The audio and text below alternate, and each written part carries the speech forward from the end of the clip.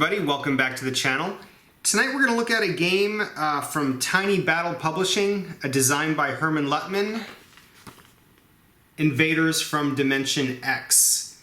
This is a hex-and-counter game, kind of skirmish level, set in the far distant future where we have colonized other planets and mistakenly opened up a wormhole to another dimension and must send in the Space Marines to rescue a besieged outpost and then eventually take the battle to the aliens themselves. This is a game that you can get from Tiny Battle Publishing, $20 plus shipping. Comes in a poly bag.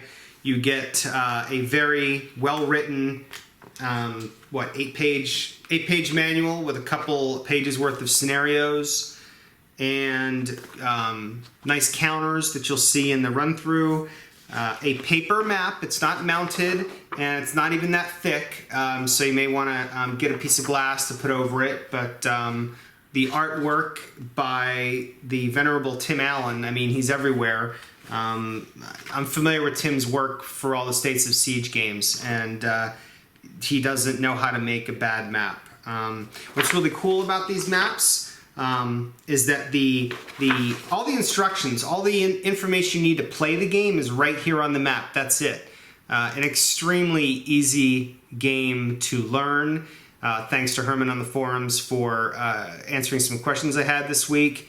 And an extremely easy game to play. And also comes with this great, it's not really a game aid in the sense that it just explains the alien activation sequence. It's a solo game. I forgot to mention that. This is a solitaire game. The game system, the random chit draw, will tell you what the aliens do on a particular turn, then you get to make the moves for your Marines yourself. And this tells you what those markers mean when they come up, and after a while you'll have this memorized anyway, but it's really nice. And on the back it's an ad for more of the Tiny Battle games. I'm going to do a run through tonight. It's not going to be the complete game, maybe about a half an hour's worth of gameplay, so you see how the game works. It's been kicking my butt, so I expect the same from the run through. I will say that I do have a foul mouth when I play these games, so I'm going to tell you right up front that while the game calls the aliens the chaots, I refer to them as the crazy bastards, because that's what they are. They're just crazy bastards popping in and out of locations all over the map, dropping in from the sky, dropping in and actually disintegrating your Space Marines. That's the only way that the Marines can die, is by one of these aliens phasing into their location. And it happens more often than you would think, even though you're rolling randomly on one of these big maps. You'll hear more about my thoughts as I'm playing the game. So let me jump to that. Let's go to the gameplay portion of this video. Invaders from Dimension X, designed by Hermann Luttmann, who you may remember as the designer of the game that probably got me into the whole solitaire gaming scene, Dawn of the Zeds. But this is totally different. Let's check it out. Alright everyone, we are going to play a few turns of Invaders from Dimension X. The particular scenario is scenario number 1, running the gauntlet. We are attempting to get our forces, specifically our 2 logistics units, from point A, here at Hex 322, to point B, anywhere off the edge of this map. Doing so in the campaign mode allows you to flip the map, or doesn't allow you, but if you play this in campaign mode, your performance in this scenario determines the setup for the next mission, which is to help the besieged outpost on the other side of the map. So, as I mentioned, there's 2 maps in this game, and this is the one we're looking at for this playthrough. I'm just going to play through a few turns, give you a feel for the game, and hopefully folks will understand why I refer to this game not as Invaders from Dimension X, but those crazy alien bastards. All right, so to start the game, the scenario is set up pretty easy. It took me about less than 5 minutes to set this up. We've got randomly selected aliens coming in from the north, but saying coming in from the north is not actually accurate, because these little buggers are just going to pop around in all sorts of different directions. We have our first 4 rounds of Space Marines coming in over here. We've got a couple scouts that I'm going to have jump in to hopefully some safe spots over here. We'll see if my strategy pans out or not. Then followed up by an HQ and a heavy weapons squad, and then our 2 logistics units with Marines. You know, scouts, great for recon. Recon is huge in this game. You're going to see me doing a lot of recon the first few turns, assuming nothing happens to my scouts.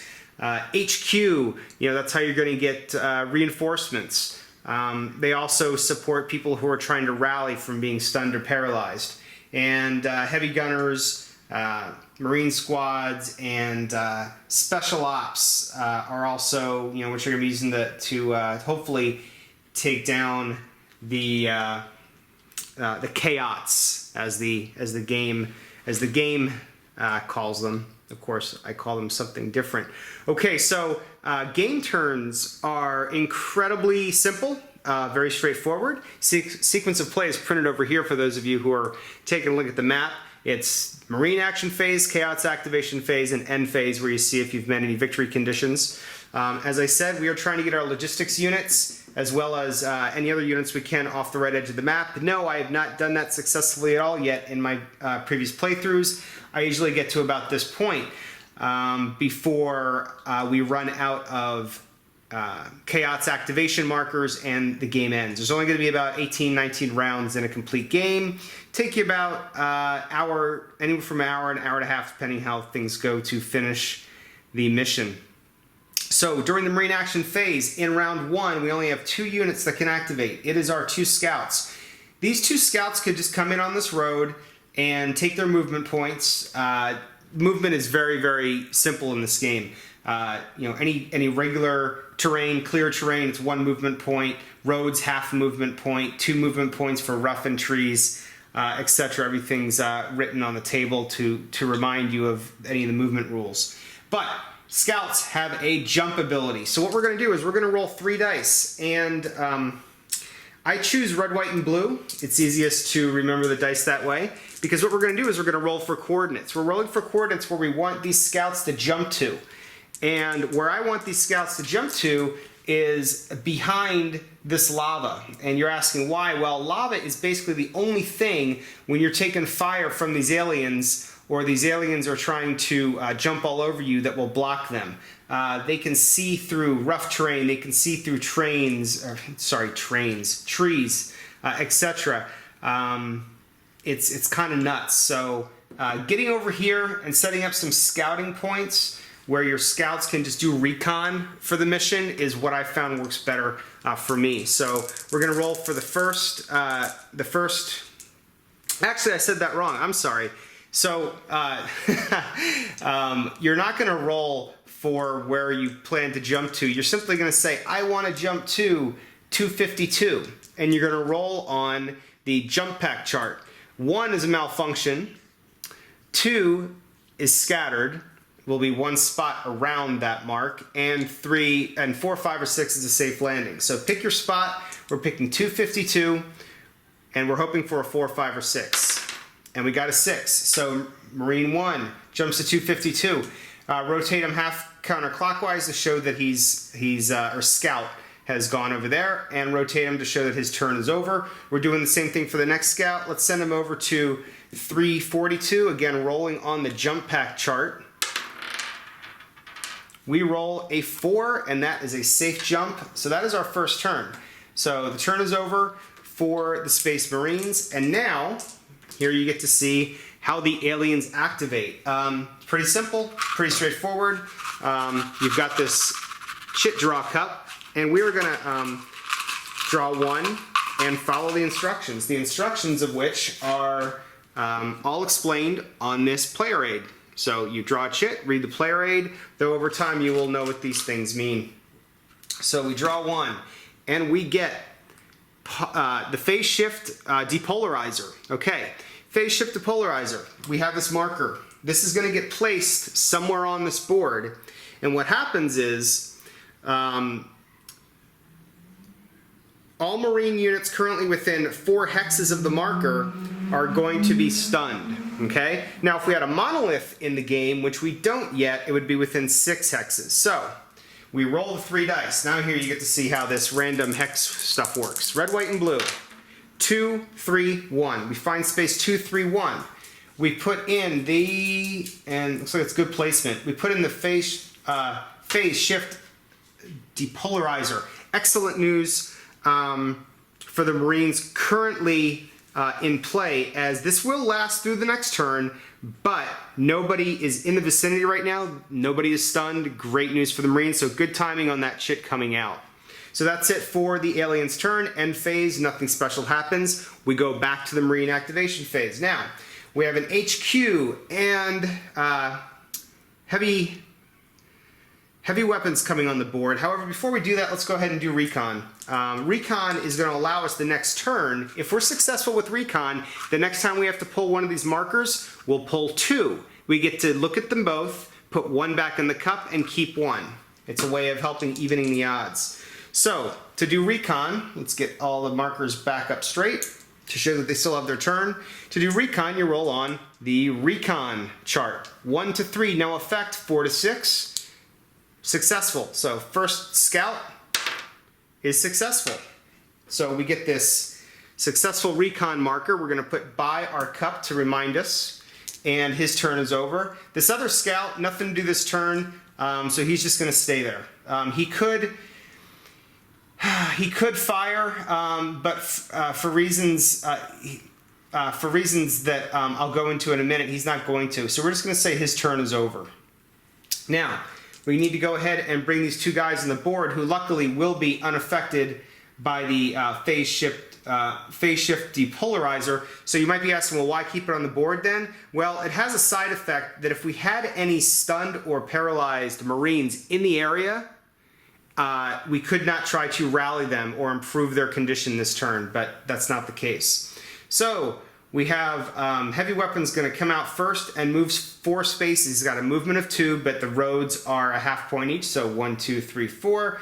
And we're going to have HQ come up right behind him, staying on the road, and that is their full turn.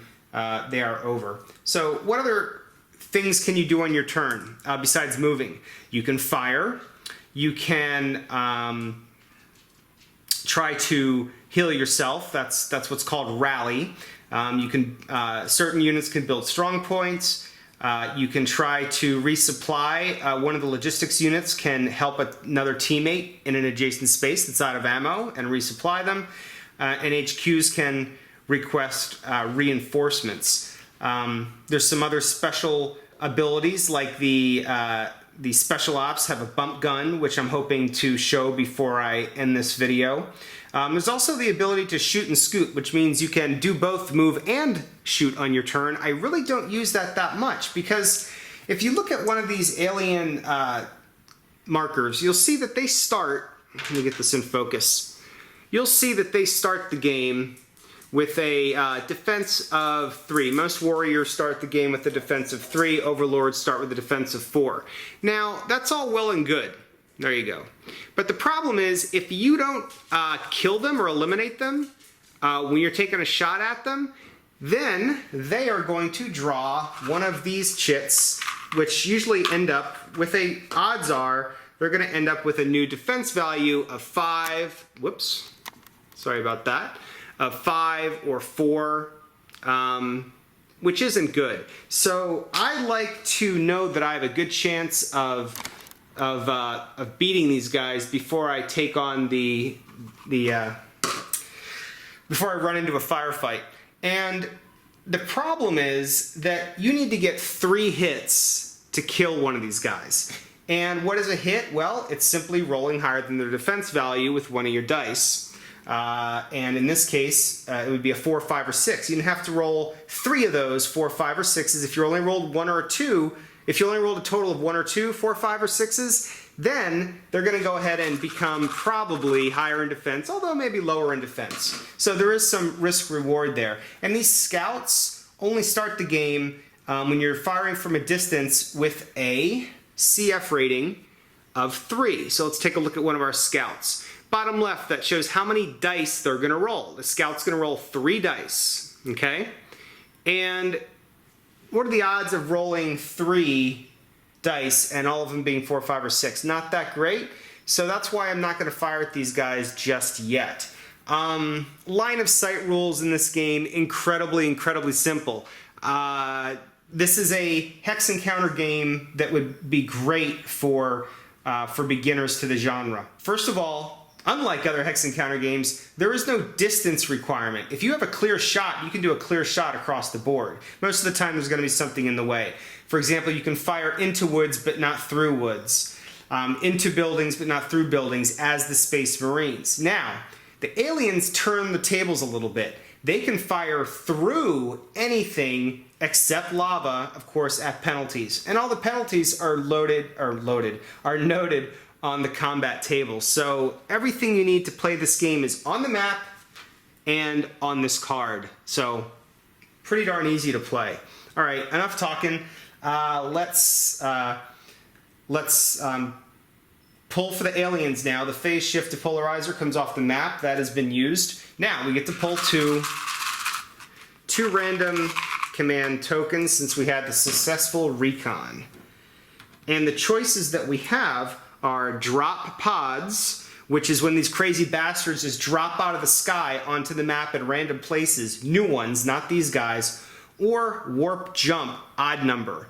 Okay, so for warp jump, odd number, that means they are going to leave their current hex and be placed into a random hex. So again, these crazy bastards are just going to jump around. So we have a choice. Do we want to bring in new ones or let these guys jump around? Right now, I'm going to show you how a warp jump works and put drop pods back in there and keep the number of enemies on the board to a minimum for the moment. So it says warp jump, odd number. So what that means is you find the odd numbered aliens on the board, and we have a 9, 11, a 7, and that's it. So these 3 guys are going to warp jump. Now, what's kind of crazy about this is if they land on a Marine, the Marine is eliminated. And look at, this board is pretty big, right? It's happened twice to me, where my logistics counters have been landed on after they've entered the board. They've got them in good position, they're moving, these guys jump and squish them. And it's not really squishing, you have to remember we're dealing with aliens from a different dimension, so they don't like physically land on top of them and squish them, but the amount of energy that they exude from that phase shift, or whatever you want to call it, just vaporizes whatever Marine happens to be in that hex. And if it happens to jump into a hex that's 1 hex away from a Marine, it will either stun them, or if they're already stunned, they will be paralyzed. So let's see what happens with the warp jump for these 3 guys. First, this guy, red, white, and blue. 5, 4, 3. So he jumps from here down to here. Okay, no harm, no foul. Check the next guy. Whoops. And we get a 6, 5, 2. Okay, 6, 5, 2 is going to be right down here. Okay, all right. And last one, the Overlord, is going to 6, 3, 6. So they spread themselves out down along the bottom. I like the fact that the Overlord's now in the corner down here. That doesn't bother me at all. And that is their turn, so no damage, so that's excellent. And it's now we now go to the end phase, nothing happens, and it's the Marine turn. So let's get everybody reset. Our scouts will get to scouting. Maybe we'll try some combat here too, but first let's have this lower scout do some scouting, roll on the recon table. He gets his 5, excellent. Okay, so successful recon back into play. He is done. Now let's show you combat, and maybe I'll get lucky, who knows. So this scout is going to take a shot at this warrior up here. His value is currently 3. His battle value is 3. He could add another die if he was adjacent to him, so I could spend this turn to move right next to him and then fire. You know, that's a strategy. I'm not going to do that. Let's just show you how combat works from a distance. So simply roll your 3 dice, and you're hoping for all 3 to be 4, 5, or 6. If not, if we only score 1 or 2 hits, they'll get a new defense value. Maybe it'll be a 1 or a 2. So that could be good. Also, if I happen to roll 2 or more 1s, 2 or more single pips on one of these dice, they also run out of ammo. So that's another risk reward for shooting your gun. Oh, we almost had a successful barrage there, but we didn't. 2 out of 3 hits, and they get a new defense value. So let's see what they get. They got a 4, so they actually got higher in strength. So right there, you just put that under him to remind you it's there, and you can always peek at it later. I kind of wish that there was a way you could put this just slightly above it and see that new defense value peek out underneath, maybe in the bottom right-hand corner, but you actually have to lift it up. Note for the designers. Okay, so the scouts are done over there. We're going to be bringing in some new units this turn. First, we're going to make our way, though, down this road. Now, you'll notice that this road is blocked here, so our Marines have to go this way to get off the map. So, 1, 2, 3, 4. Sorry. Moving him down towards that building down here. 1, 2, 3, 4. Again, they have movement costs of 2, but remember that road is only half point cost. Let's see, and here come our important logistics units and Marine squad. So Marines will lead the way. They have a movement of 3. So 1, 2, 3. But you know, yeah, let's move them back. Let's just go here because these guys can only move to here. So full movement on the board. That is the end of the Marine turn. We did get our Recon, so on the alien turn, we'll pick 2 and choose the one we want to go with. Now, it's about this time in the game that you start feeling kind of smart, start feeling kind of cocky. Oh, I can make it. But this whole map will be littered with green chits here in a matter of moments. So we can either reboot or drop pods. Now, reboot is it's a single chit that's in this cup. And for every dormant alien that's on the map, they're going to be flipped back over their active side. So getting reboot out of here, sorry, let me just show you. Getting reboot out of here as soon as possible is another good thing. So we are going to pick that. That is the choice that the aliens take this game. There are no dormant aliens. And it's one of these chits that makes some of the aliens go dormant, by the way. It's nothing you can do as the player. So great, so the aliens do not do anything this turn. It's back to the Marines' turn. Let's turn everybody back up straight, showing everybody can move now. All right, let's do some scouting. Recon over here with the bottom guy. He is successful. He rolled a 4. So his turn is done. We now have the Recon marker again for the next turn. Recon's going well. And this scout, does he want to try to bother with this guy up here? It's certainly not going to hurt. By repeatedly shooting at this alien and missing, the worst thing he can do is run out of ammo. So there's as much of an... but the odds are greater of beating him in a fight than running out of ammo. Actually, they're not, because all I have to roll 2. So take that back. My math brain is not working when I just said that. So, we're going to hold tight over here. These guys are just going to hold tight. They're going to be a meat shield, hopefully for, you know, for my the rest of my team coming through. So they're going to hold put. We have a choice here though, because in the victory conditions in this game, you do want to try to eliminate as many of these bastards as you can. They're going to be swarming all over the place, and again, victory conditions. The more aliens that you eliminate, the more likely you are to score a better victory. So, I'm thinking of using my heavy gunner here on taking out this guy who's only got a defense value of 3 right now. He's got clear line of sight. He rolls 5 dice, so his odds are greatly increased of doing some major damage. So let's do that. Let's take some shots. And no success, but he didn't run out of ammo either. We have to draw a new defensive marker for this warrior. Let's hope it goes down and we can go get him. We drew a 1. All right. Now the good thing, oh no we didn't. We drew a 4. Sorry.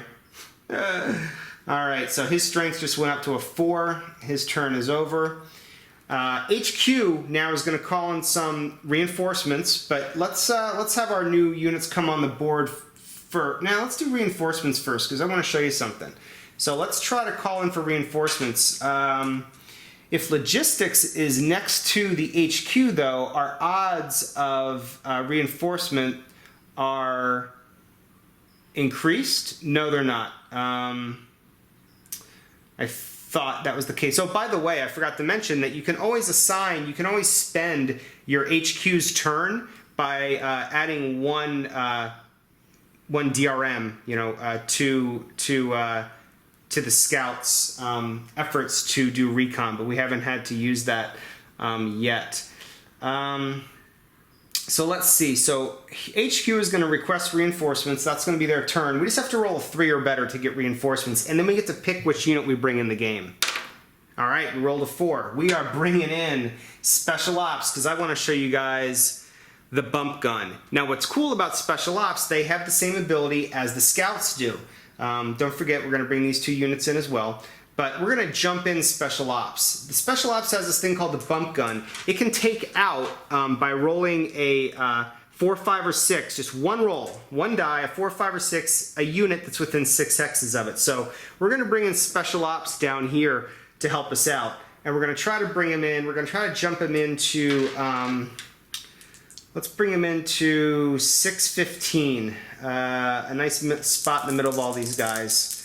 Or actually, we only need to be 6 from the Overlord over here. So 1, 2, 3, 4, 5, 6. Let's go to 545. We're trying for 545. We're jumping. We just roll on the jump pack table. We need a 4, 5, or 6. We got a 4. So Special Ops jumps in on, I think I said 545. That is their turn. But don't worry, they'll be using the bump gun next turn, hopefully effectively. Let's get logistics and the Marines out of the way here so he can move 2. So he's going to go 1/2, 1, 2. There's logistics, and the Marines can move 3, 1/2, 1, 2, 3. And their turn is over. And now we're bringing in this other machine squad, another logistics unit. So machine squad 1, 2, 3, and logistics will trail right there. Everybody's turn is over. So you see we're moving everybody on the map. Things are looking cool right now. Nobody's stunned or paralyzed yet, but that's going to change. It's got to change. It always changes. So Alien's turn. Recon lets us choose 2. We can choose between the Overlord's command, which will make us draw another chit after that happens, and warp jump even. We're doing warp jump. Okay, so the even numbered chits on the board, the even numbered alien bastards are going to pick up and jump just like they did earlier in the game, and hopefully none of our guys get phased out of existence when they do that. Something I haven't mentioned is that the way combat is explained in this game is pretty hilarious. They've done a really good job of setting things up. In the alien dimension, they do not believe in vaporizing or eliminating their opponents. They simply want to paralyze them and bring them back to their homeworld as slaves. And that's why the only time your Space Marines will be completely eliminated from the game is if they get phased, if they get warped onto. Okay, they cannot get killed by alien fire or combat. Only if they get warped onto. Whereas we're trying to eliminate the crazy bastards. All right, so even numbered. It's going to be all of these guys are now going somewhere new. Let's start with this guy. Red, white, and blue, 255. 255 right there. All right. Red, white, and blue, 635. All the way in the corner. Red, white, and blue, 262. 262. Still no damage. Hold my breath. 256. I think we're okay. 256. Uh-oh. Uh-oh. It's getting close. Right there.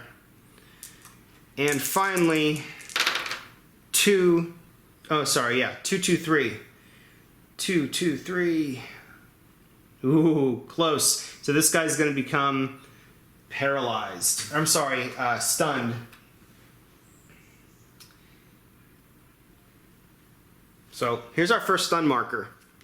So stunned means that the Marine now has one less movement point and one less die to roll in combat.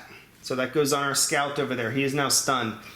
All right, that's it for the alien turn. Just a little bit of damage, and you know, everything is random in this game. But look at how it looks like now the aliens are trying to come up behind us. It's pretty funny the way each time you play this, it's gonna have a totally different feel. It's kind of cool. So let's reset our Space Marines. We do have everybody from the initial scenario set up on the board, including our Special Ops unit. We're probably going to call in more people, but let's start with our stunned scout over there. How do you unstun yourself? Well, you're going to try to rally. Basically, you need to roll a 5 or a 6 on a single roll to remove that marker. That marker flips over to a paralyzed side. If we get another hit without, if we get another hit, we'll go paralyzed. But right now we're stunned. We need a 5 or a 6. If we had an HQ next to us, it would allow us to add 1 to that. And if we had a logistics unit, it would be add 2. And when I say add 1 or add 2, I just mean add that to the die roll modifier. Okay, so he is going to try to recover and roll a 5 or a 6. He does. The marker is removed, but that is the end of his turn. He spent it getting healthy. The next scout is going to try to do some recon. By the way, he could have still done recon, but it would have been at a -1 modifier. So he's going to do recon, and we do not do the recon. So there's our first turn that we will not have recon available except for the first turn of the game when we didn't. All right. Special Ops, let's talk about him. Special Ops has the bump gun. The bump gun's awesome. You use the bump gun table. If you roll a 1, it's a misfire, and he immediately goes out of ammo. He needs to be resupplied. If you roll 2, there's an energy recoil, and the gunner himself, the Special Ops guy, gets stunned. Not good. But if you roll a 3, the enemy gets beamed to a random location. And then finally, 4, 5, or 6, the enemy is vaporized. So my most successful game was great with the bump gun, so I'm loving the bump gun. So let's take a shot with the bump gun, and we're going after the Overlord down here in the corner. We want to get the Overlords off the map because Overlords are not only powerful, good defense, they also have some chits that will do some special activations in the game, but eliminating them also allows you to eliminate one of the 6 alien goals from the game. So I haven't even mentioned these. When you run out of turns and the game is over, you're going to determine what the alien's victory condition was for the game, and if it comes up that they met that victory condition, you lose the game. So the more Overlords you get rid of, and there's a couple of them in the game, the better you increase your odds of winning the game in the end when the turns are over, if that makes sense. Okay, bump gun. Special Ops is trying to take out the Overlord down here with the bump gun. First you have to make sure he has line of sight, which I haven't done. It is clear between here, but if this unit is in the way, he cannot see him. Middle of this to middle of this, it does skirt the edge of this hex, so he does not have line of sight, I'm going to say. But good news, oh wait, I'm sorry, the bump gun is does not worry about line of sight. I almost forgot about that very, very important rule. It's just within 6 hexes, period. So here we go. Here's the shot with the bump gun. And it's a 3. So the Overlord is going to get beamed somewhere else. 2, 2, 6, 1. So he starts here and he ends up all the way up here, right behind my logistics unit. Hey. Okay, so that's it for Special Ops. Logistics are not great fighters. I need to get him out of there. I need to make way for him to move down here. So let's see. This logistics unit is going to move 2 into this building, and that'll be his turn. This machine gunner, or this Marine squad, is going to make his way down here, 1, 2, 3, adjacent to that alien, and try to take him out next turn. This guy here, you know what, we're going to send him 1, 2, adjacent. Why am I sending these guys adjacent? Well, because adjacency gives you 1 extra die to roll when you're doing your battle. This HQ we are going to send in the middle to help these guys out in case anybody runs out of ammo. Right here. Marine squad, 1, 2, let's see, 1, 2, 3. Send him over on this side. And logistics, 1, 2, get him out of there. All right, not bringing anybody this turn. That was our turn. We feel good about that. Now, we are going to go ahead and draw 1 chit and see what the chaots are going to do. Shut down, even numbered, not within 3 spaces of the monolith. Okay, this is good. This is how they go dormant. So there's no monolith on the board. We don't have to worry about that right now. So all the even numbered crazy bastards are just going to go dormant, which gives us another bonus when we're fighting them. So number 12 over here, dormant. Unfortunately, these 2 guys are odd. But 12 goes dormant, 4 goes dormant, another 12 goes dormant, and 4 over here goes dormant. So that will help us out over here. All right, so that was the alien turn. Good for us. Things aren't going as crazy as quickly as I thought they might be. So let's reactivate the Marines, and hopefully let's do some damage for a change. Let's try some conventional battle here. We're going to use our heavy weapons counter to battle this alien who, remember, has a defense of 4. So we have 5 dice to roll, plus 1 because we're next week. That's 6 dice, but we need 3 of them to be a 4 or higher because of his alien dimensional manifestation bonus, taking him up to 4. So 6 dice, okay? We get 6 dice. We need 3 5s or 6s.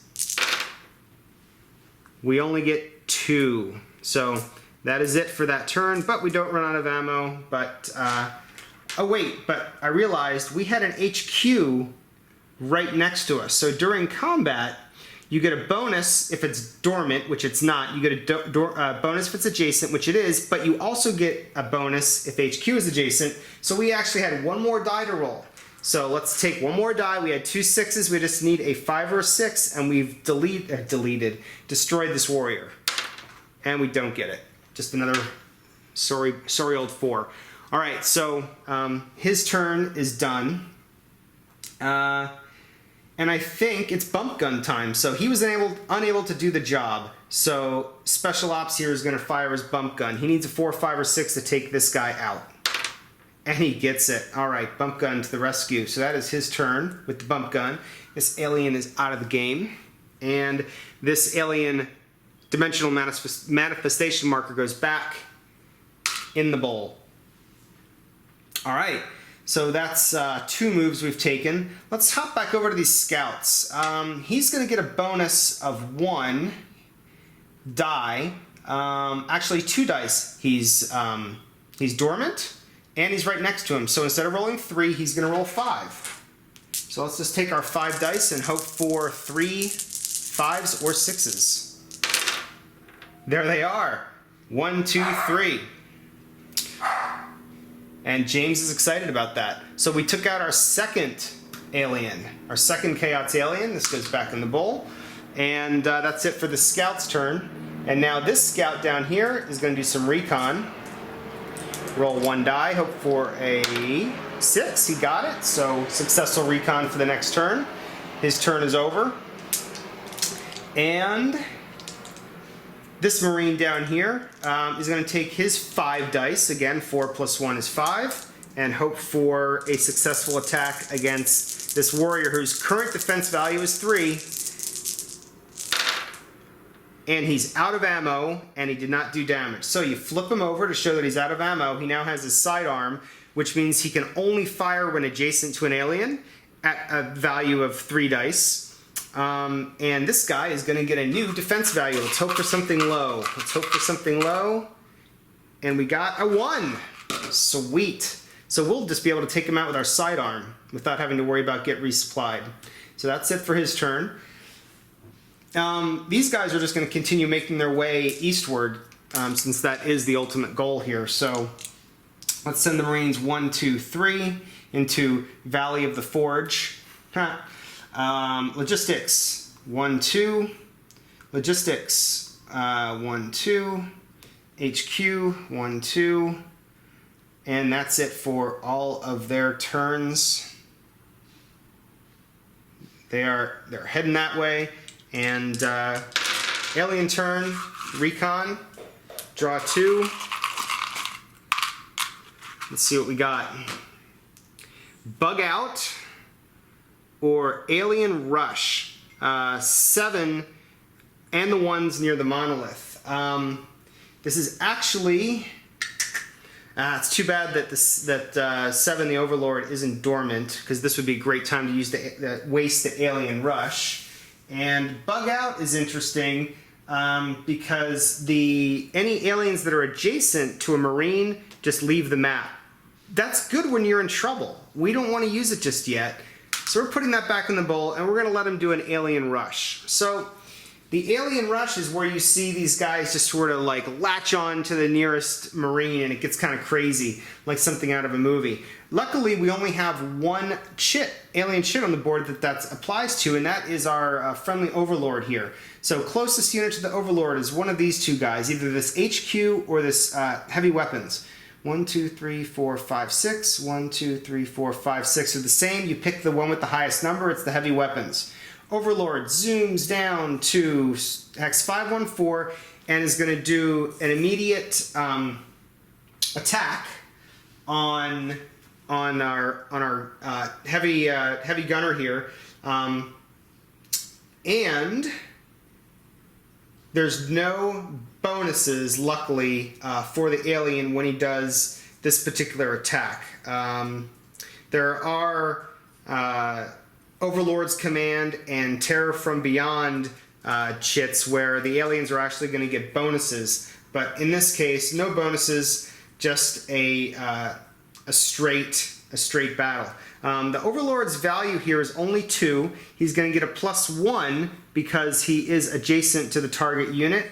So he's going to roll 3 dice against our defensive 4. So he needs 5s and 6s to do damage. And he doesn't do any damage. I did roll 2 1s, but aliens don't run out of ammo, so that rule doesn't apply to them. So good news. No damage, not even stunned. So that's awesome. So that was a great turn. So now it's back to the Marines. Knock on wood, this is going extremely well and not as messy as any of my previous games. I attribute it to the good luck of being on camera. Okay, let's do our scouting, our recon first, with our top scout 4. That's successful recon. So he's done. Our next scout's not going to do a darn thing. His turn's over. Let's take out this warrior down here who has only a defense value of 1. I get to roll 4 dice because he's adjacent with his pistol there. And there's a couple 6s. That's enough. And a 2. So this alien has been eliminated. Put that 1 back in the cup and hope we draw it again. We got the Overlord down here. Defense value of 4. He has not been fired upon yet. Let's bring HQ over to help in the battle. So we're going to move HQ over here. So HQ's turn is over, and now this guy's going to be able to roll 6 dice. Actually 5. HQ adds 1. Being next to him adds another 1, so he gets to roll 7. 7 dice, okay? So 7 dice, we need to roll 3 5s or 6s. There they are, 6, 5, 6, 6, got him. The Overlord has been knocked out, and we are doing really, really well. So his turn is over. Special ops, the bump gun, can't do anything. Might jump him. I might jump him up here to do some, to start working on these guys. 1, 2, 3, 4, because he's not close enough. Or I could go to destruction peak. 1, 2, 3. That would get me close enough to all of them. Let's do that. Let's jump. Let's try to jump this guy to 414. Because even if he misses by 1, he'll still be within range. Ooh, that's bad. So when you roll a 1 on the jump pack, that's a malfunction. You go to a random hex and you're stunned. So let's find out where our special ops guy just landed. 5, 1, 6, and he's stunned. 5, 1, 6, and puts him. Uh-oh. He moved one spot forward into this building, and he's stunned. Interesting. So that's his turn. All right, rest of these guys are gonna start keep moving. So 1, 2, 3. 1, 2, 3. 1, 2. 1, 2. All right, our turn is over. Back to the aliens. Let's play a couple more turns before we end this episode. I think you guys see how the game works now. We get drop pods, or we get energy volley 8 to 12. All right, let's get some more aliens on the board so you can see how drop pods works. So we're gonna use that one. We're gonna say that more bad guys are coming. You're gonna roll 1 die, and luckily the monolith isn't on the board, or otherwise we would add 2 to the value. So we are going to just roll a die, and that many aliens are gonna plop on the board. 5. So we pick 5 aliens at random, and we're going to roll for each one. So first alien, 625, right down here in the forest. Second alien, 233, up here with his buddies. Next one, 642. It's an overlord. The overlord is ending up down here by where the other overlord was for a little while. 432 is the fourth one. 432. And finally, 323. 323 over here, right there. Okay, behind us. We're liking that. And that's the alien turn. Had they jumped in on top of one of our guys or next to, bad things would have happened, but it didn't. So we move on. Keep moving.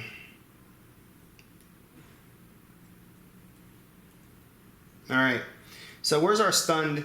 Let's take our stunned special ops dude. He's next to an HQ. Does that help him rally? Yes, it does. It adds 1. So basically, he needs a 4, 5, or 6 to recover. And he gets his 4, so he's recovered, but that's the end of his turn. HQ is going to go ahead and bug out of here. So 1, 2, he's over there. Heavy, our heavy dude is going to does he want to? You know what? We're gonna run. So 1, 2. I can't do that. 1, 2. We'll put him there. And let's keep these guys moving.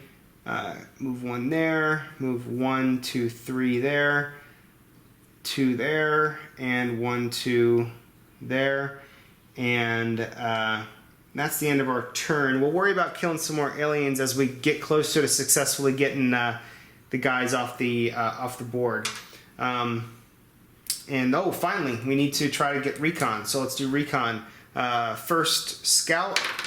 And he gets it. So Recon is all successful.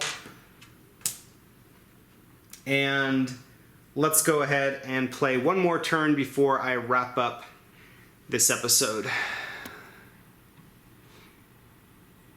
All right. Okay, so draw 2 more.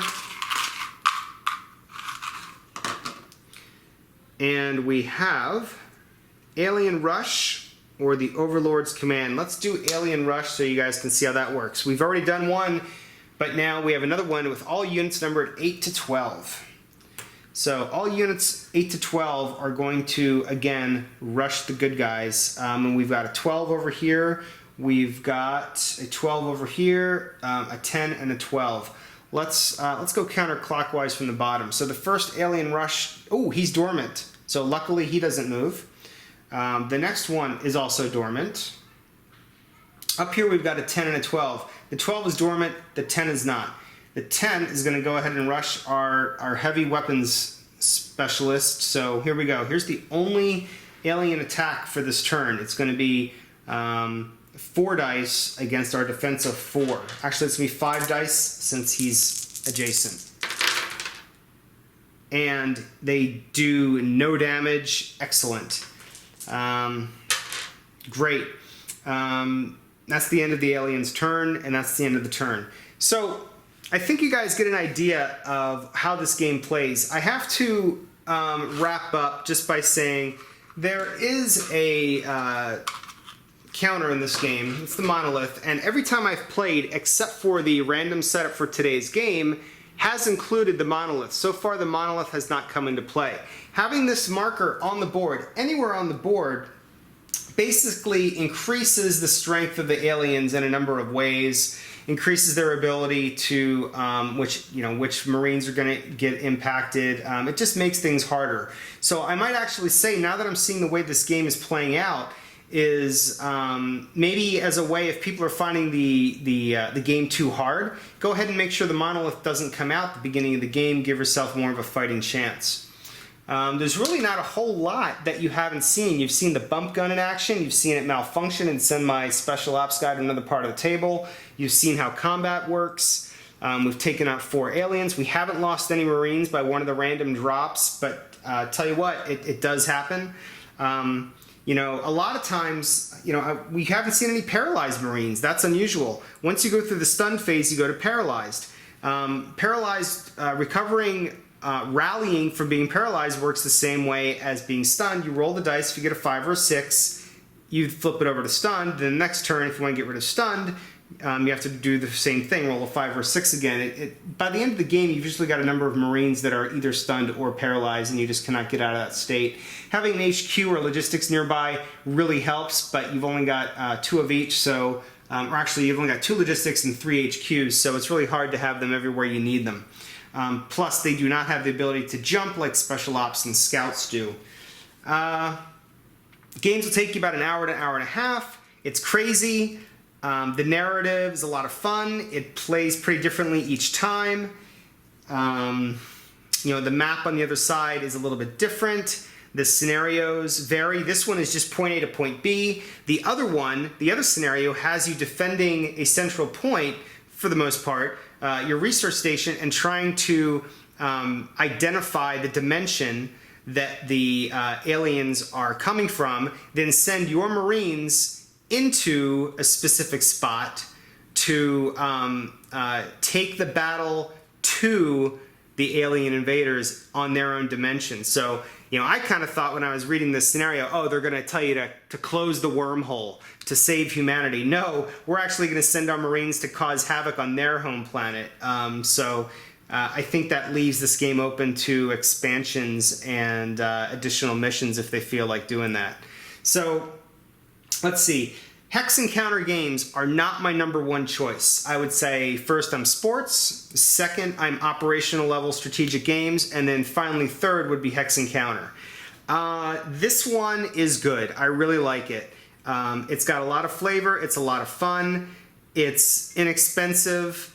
And I think that this game will appeal to the more light fans like me who appreciate a lighter game, a less serious game, one where the rules are easy to learn, the gameplay is quick to master, and really it's just about trying to complete the objectives and enjoy the chaos that ensues. And I think chaos is the perfect word. I prefer crazy bastards. The designer refers to this as his chaos theory game. Either way, it's kind of insane, it's kind of nuts, and it's really well executed. And thanks to Herman, who on the forums was kind enough to answer a bunch of questions I had the past couple days as I was learning all the rules. It's just a lot of fun. And, ask me any questions you may have. If I messed up any rules, I'm sure Herman will jump in and let me know, because he's always good about watching videos about his games. And that's about it. So until the next episode of Hands On Games, I will catch you guys later. Hey guys, me again. Before I end this video, I forgot to mention one of the zany, cool things about the work they put into this game. If you go to the last page, all right, tell you what, I'm not going to spoil it for you. Go buy this game. I recommend it. And when you do, make sure you don't forget to look at the historical references in the back of the manual. It's pretty cool. All right, that's it. See you guys later.